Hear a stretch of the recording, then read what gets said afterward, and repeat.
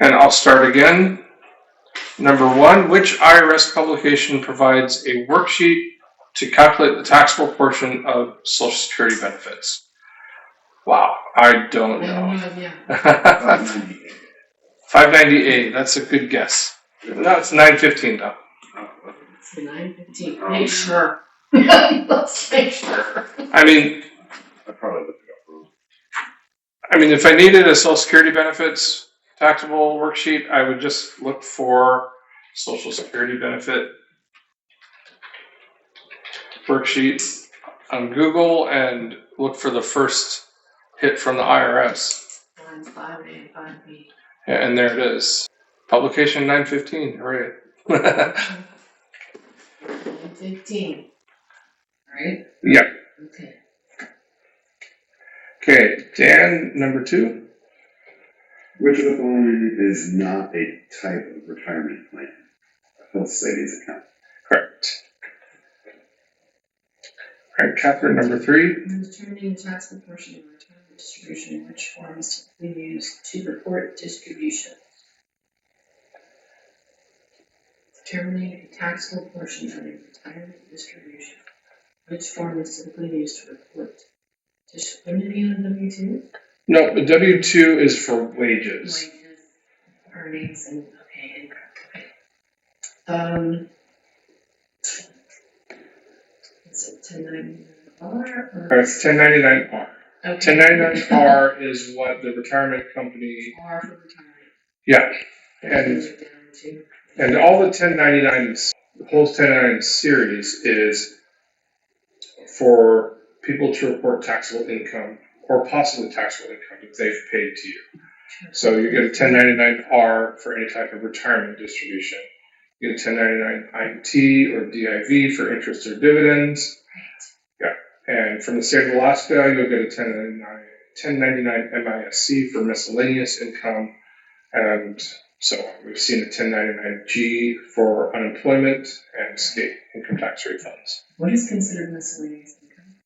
Miscellaneous income is going to be these particular things.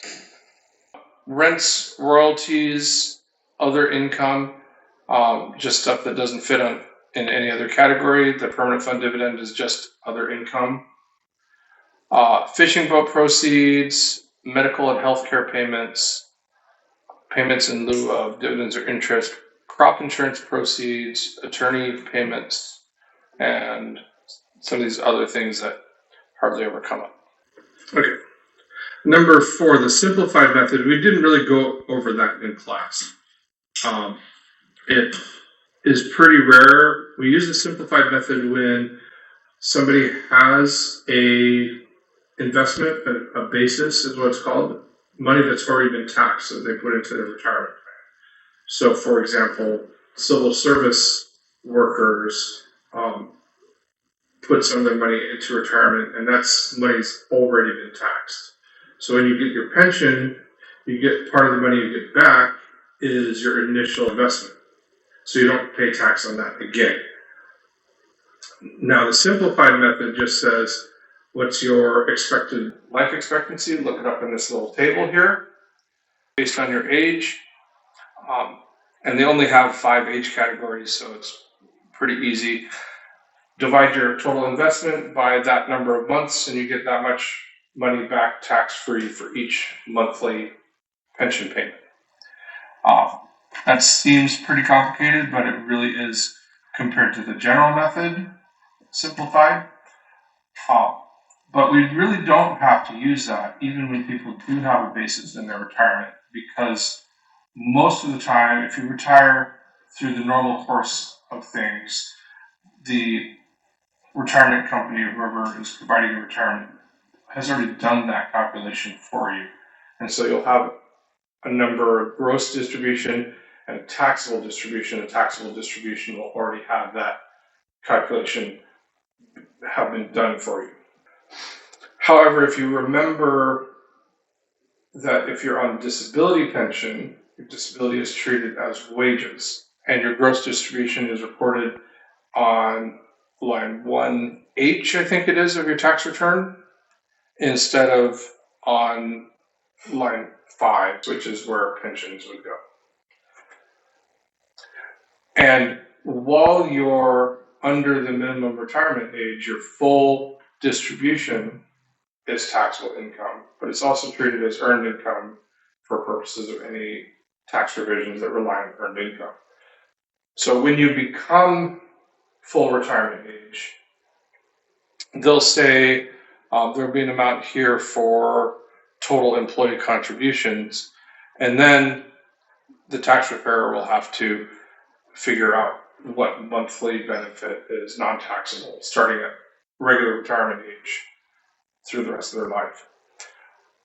Most of the time, it's already done for you, so it's pretty rare that we even need to refer to the simplified method. But if we do, the answer is to help determine the taxable portion of distributions from annuities.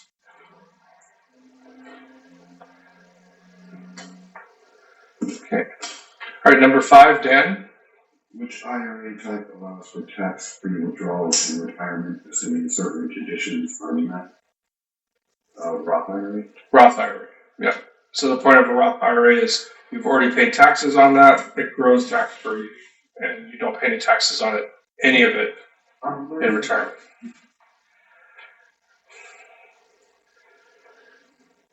Okay, number 6. A direct transfer between retirement accounts is not a taxable event, right? You just go from one account to the next and you never get to money in your hands. So Right. Mm-hmm. I remember now. You say that one, I remember. And I remember the Roth IRA. Okay, number 7. What is the penalty for an early withdrawal from a retirement account before age 59 and a half, unless an exception applies? The answer to that is 10%. 10% is the typical penalty. So we talked about 3 penalties for misusing or abusing the rules for retirement. 6% was the penalty on excess contributions.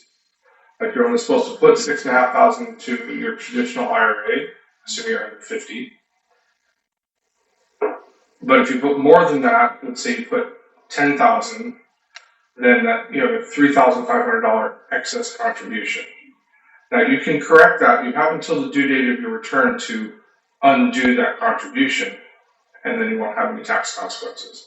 But if you wait until after the due date of your return, or if you just don't plan to fix it, then the penalty is 6% of that excess amount. So which is 6% of 3,500. If you put too much in, and you pull some out so you don't get the extra tax, do you get hit with the early withdrawal penalty? No, because you never got a deduction for that excess contribution, so you're not going to pay tax on withdrawing. So it's just like it was never put in the first place. However, when you do undo that contribution, if that contribution has grown between the time you put it in and took it out, you have to take the earnings out as well. And the earnings will be considered an early distribution. So if I put $10,000 back in March, and then somebody says, "Oh wait, you're only supposed to put in $6,500," so I take the extra $3,500 out today, it might be worth $4,000 by now.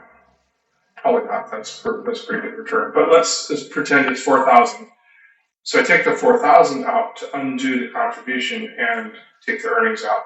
So I do have a $500 early withdrawal. So I'll pay regular tax plus 10% on just the $500 because I took more out than I put in. But that was money that grew, so it's... Yeah. Number 8, Dan. If a taxpayer's combined income is below the base amount for their filing status, what portion of their Social Security benefit is taxable? 0. Yeah. And number 9. Which retirement plan is specifically designed for non-profit organizations, public school systems, and certain ministers? I have no idea. Me neither. I think it's 403B. I believe so. But I don't really pay attention to what the difference is between these plans. I just know that they're all different types of retirement plans. And then which IRA is specifically designed for small business owners and self-employed individuals? and that's going to be, I think that's SEP IRA, but it could be simple.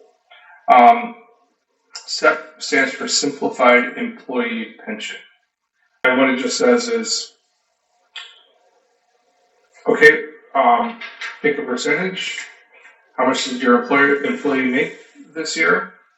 That's multiplied by that percentage, and that's how much you have to set aside for their retirement. And it just goes into an IRA. It's an IRA-based retirement plan. So it can go into an IRA that they set up themselves, or the company can set it up.